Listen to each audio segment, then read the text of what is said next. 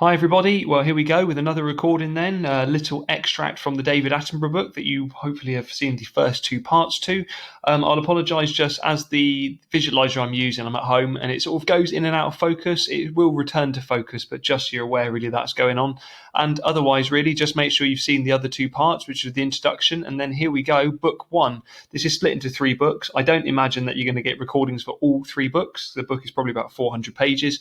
Today I'm going to do maybe sort of just over 10 minutes thereabouts, and then give you a couple of suggestions of things that you might want to do as well. And I don't know if you can make out really, but that is the head of a sloth right there as well. It looks like this is potentially its backside or back end, and it's dangling from a branch. And this is his first book then, Zoo Quest to Guyana. So just to give you an idea of where we're talking about here, in the bottom left there, just down here, is South America, the continent of South America. And you can see shaded in black there is Guyana.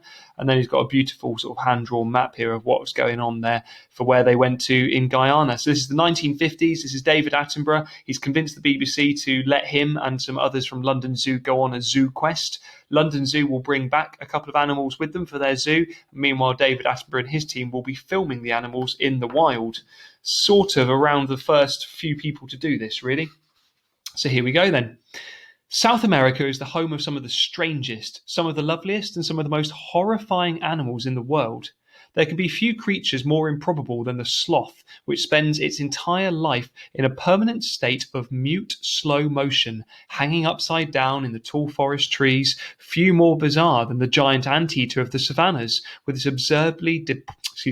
absurdly disproportionate anatomy, its tail enlarged into a shaggy banner, and its jaws elongated into a curved and toothless tube.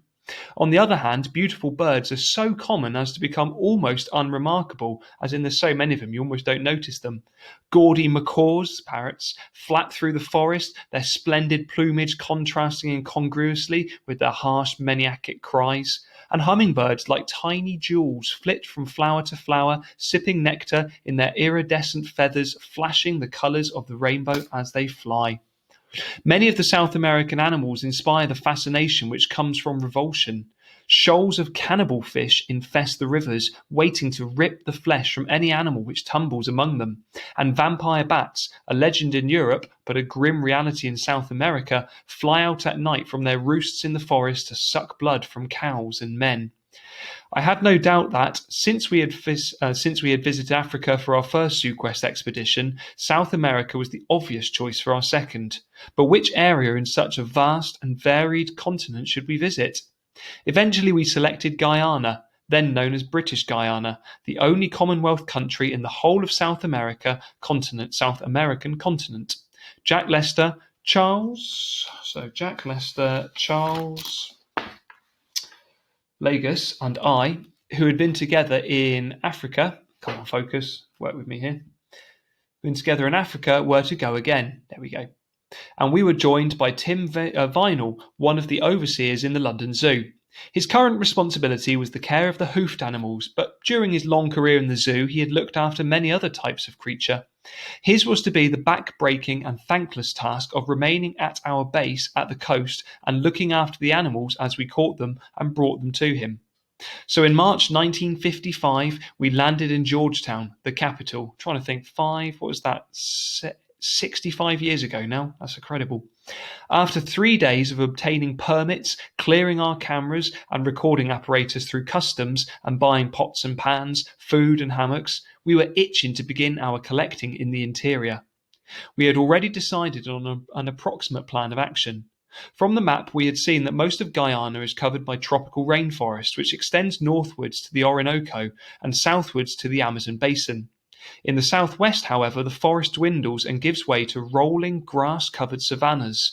The lining the coast is a strip of cultivated land where rice fields and sugar plantations alternate with swamps and creeks. If we were to assemble a representative collection of the animals of Guyana, we should have to visit each of these areas, for each harbours creatures which are not to be found elsewhere. We had little idea, however, where we should go in each of the districts and in what order to visit them, until on our third evening we were invited to dinner with three people who could give us expert advice. Bill Seger, a district officer in charge of a remote territory in the forests near the western frontier. Tiny McTurk, a rancher from the, I can't pronounce that, Rupununi savannas, and I don't know how to say that name either. I'm going to go with Kenneth Jones, whose work as a doctor to the South American Indians took him to every corner of the colony. We sat up until early in the morning, looking at photographs and films, poring over maps, and excitedly scribbling notes. When we finally broke up, we had decided upon a detailed campaign, visiting first the savannas, next the forests, and finally the coastal swamps. Picture coming up for you here. The following morning, we walked into the Airways office to inquire about transport. "The Rupununi for sir," said the clerk. "Certainly, a plane is leaving tomorrow." And there we go. That is a picture of when it comes into focus. There we go. Charles Lagos with a Matmata turtle. And look at that. It's incredible how sharp those edges are and everything like that. Wow. It was with a great sense of excitement that Jack, Tim, Charles, and I clambered into the plane which was to take us there. Nevertheless, we did not expect to find our hearts in our mouths as soon as we did.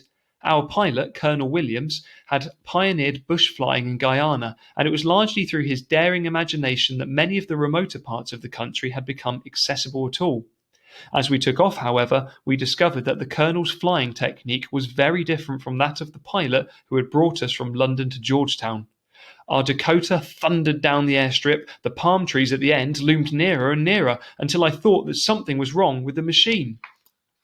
God, it doesn't sound like, if you weren't a good fan of flying, you would not like this. And that we were unable to leave the ground. At the very last moment, we surged into the air in a steep climb, missing the tops of the palm trees by feet. We all exchanged ashen looks, and after shouting our doubts and worries to one another, I went forward to ask Colonel Williams what had happened. "In bush flying," he yelled out the corner of his mouth, tapping his cigarette into the tin ashtray tacked onto the console control panel. "In bush flying, I reckon the most dangerous time is at takeoff. If one engine fails, then, when you are needing it most, you land with a crash in the forest and there's no one there to help you.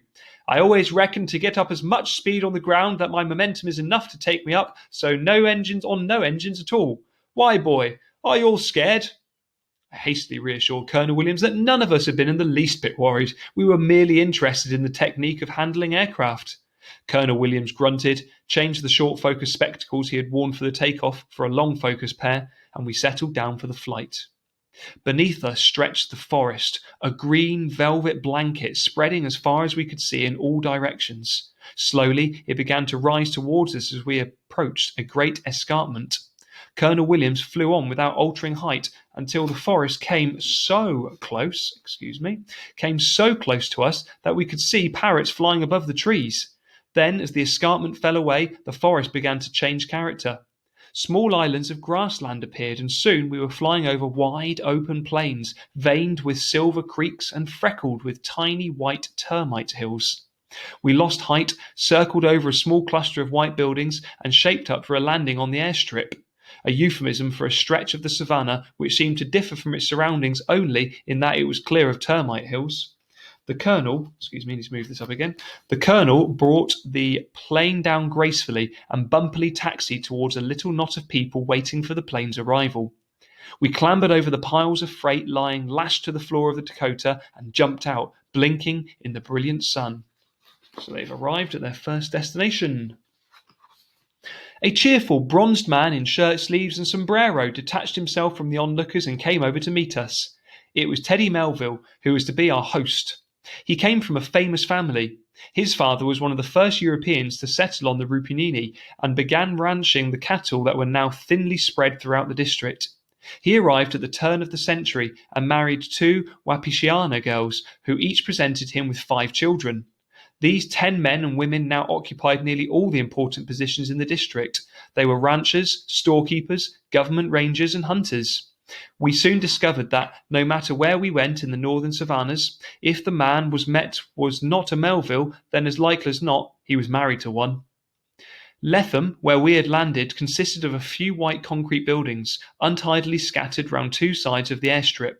The largest of them, and the only one to have an upper story, was Teddy's guest house, a plain rectangular building with a veranda and gaping glassless windows, which was graced by the title of Letham Hotel.